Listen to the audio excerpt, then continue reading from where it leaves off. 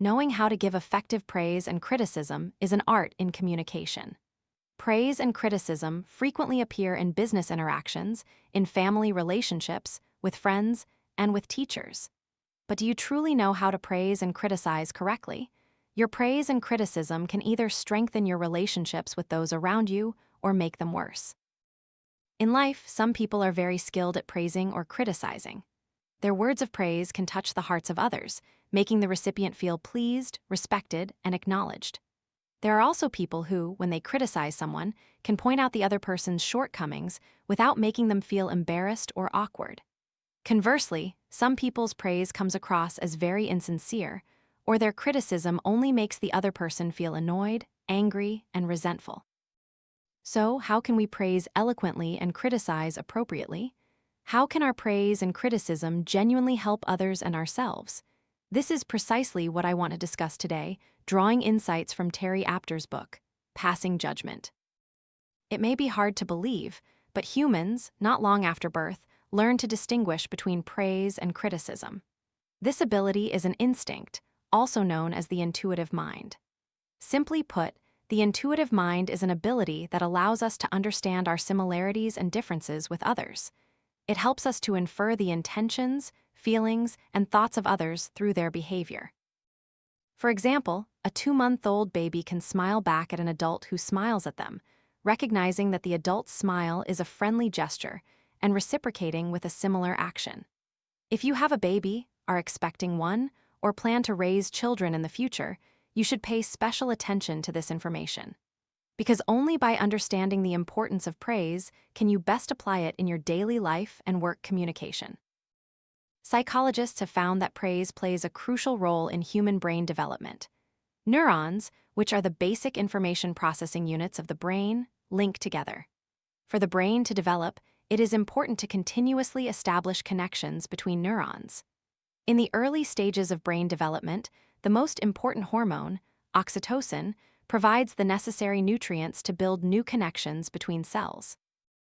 Oxytocin is also known as the intimacy hormone because it plays a vital role in fostering affection between people.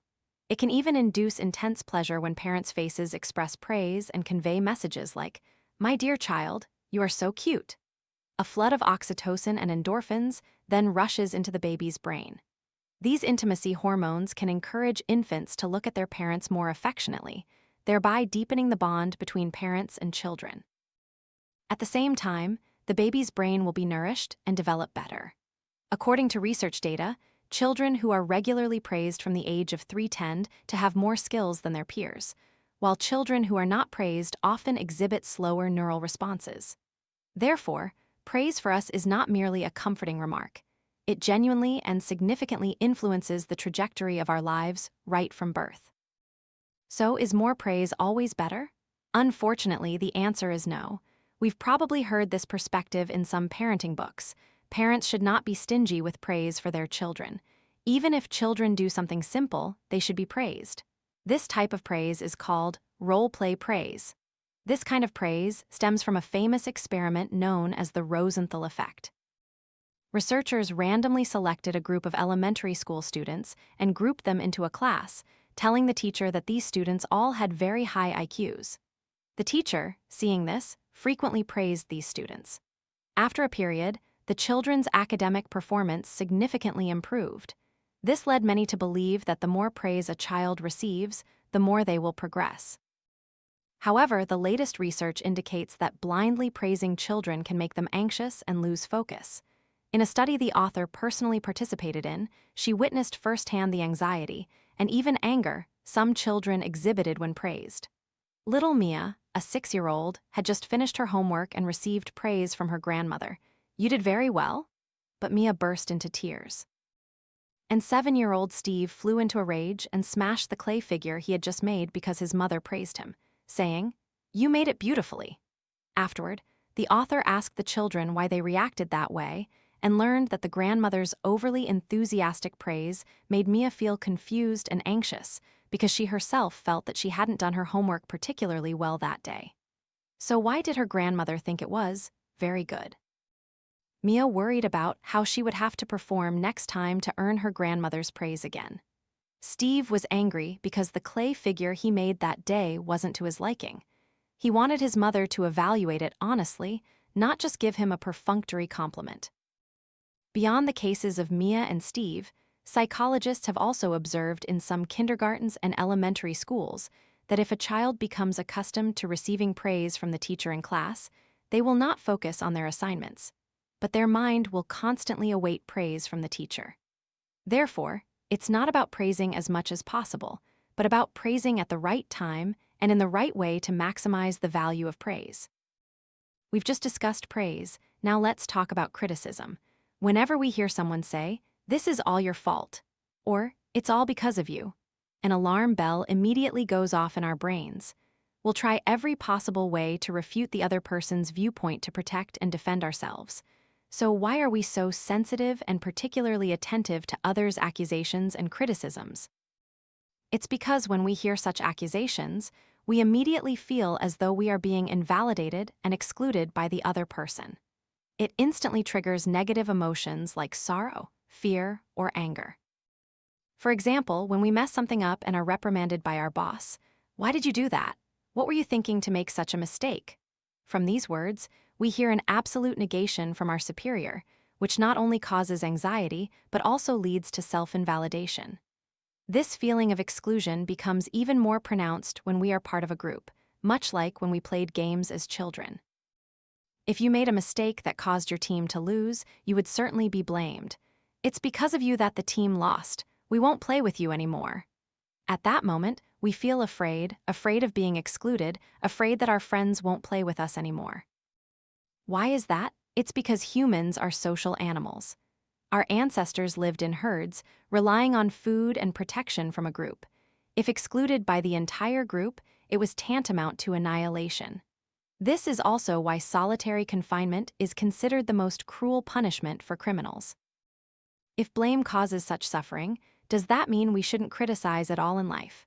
The answer, of course, is no, because criticism is a tool that helps us grow. It plays an extremely important role in moral education. It takes strict warnings and admonitions from our parents, teachers, and leaders for us to recognize our own issues, learn from our mistakes, and take responsibility for ourselves. Therefore, both praise and criticism are very important, and neither can be absent in communication. In family life, what is the correct way to criticize? From birth, where is the first place we hear criticism? That's right, it's our beloved home. In families, there are generally two types of criticism: responsive and intrusive. Responsive criticism is usually direct and clearly states what is expected from the other person. Intrusive criticism is indirect, harsh, and focuses only on the cause and consequence of the event. For example, a mother attends a parent-teacher meeting for her two sons. The younger brother earns the excellent student title for the semester, while the older brother only gets advanced student, making the older brother feel somewhat sad and disappointed. If using responsive criticism, the mother would approach her older son and say, "You really didn't try hard enough this time. If you had put in a little more effort, you would have achieved better results too.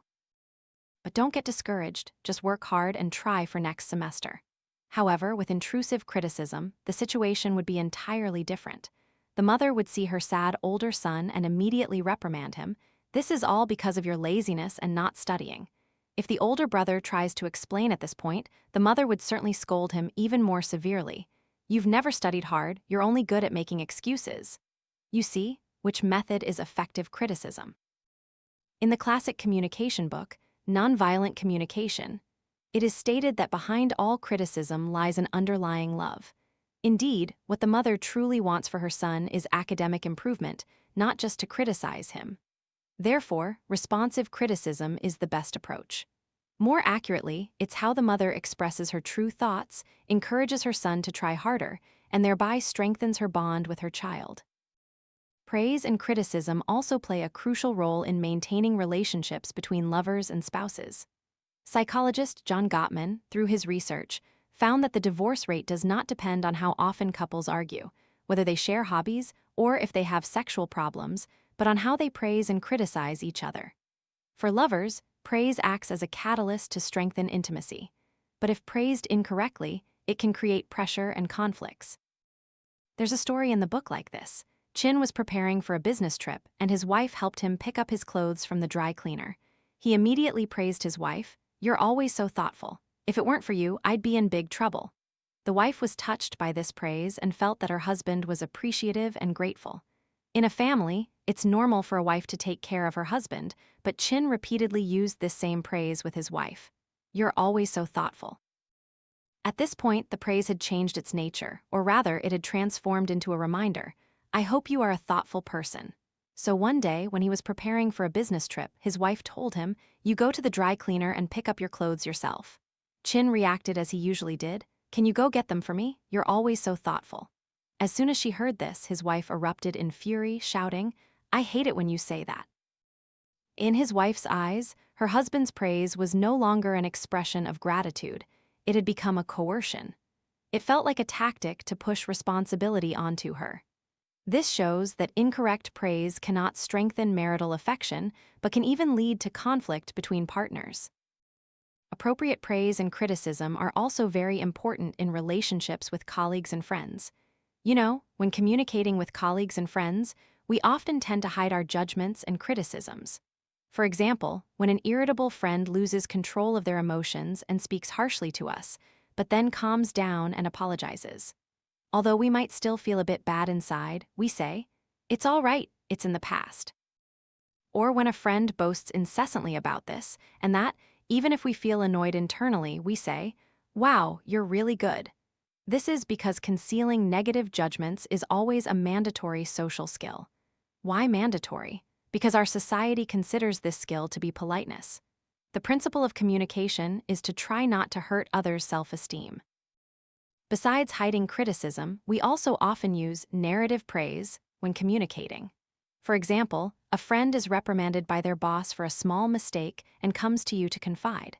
You would comfort them by saying something like, "Your boss often likes to throw his weight around by criticizing others. You usually perform so well. Few people in the company can do what you do, so don't take his words to heart." In this situation, you narrate a good deed of your friend, elevating their value to help them overcome the resentment of being reprimanded. This is why they often come to you to talk about company matters, knowing you'll find a way to say things that boost their self-worth. Finally, let's talk about criticism in professional relationships, typically between a superior and a subordinate. How can one criticize an employee correctly? To point out issues and help employees improve while still maintaining their respect and dignity, we can use the sandwich criticism method. First, offer a sincere compliment stemming from genuine care. For example, "You've been working so hard lately, often staying late for this project. Last week you even helped a colleague finish a project plan." Then, deliver the criticism. "However, I noticed your client report wasn't entirely complete. The client wasn't satisfied because you didn't listen carefully enough to their feedback and only wanted to convey your own ideas." Finally, to lessen the severity and potential impact on the employee, focus on the future. This is a great learning experience. Moving forward, let's focus on addressing the client's needs. Next time, when presenting a product to a client, we can discuss it with other colleagues. Input from multiple perspectives can help make the report more comprehensive. By communicating in this way, even when criticizing, the other person will be more receptive and able to acknowledge their own mistakes.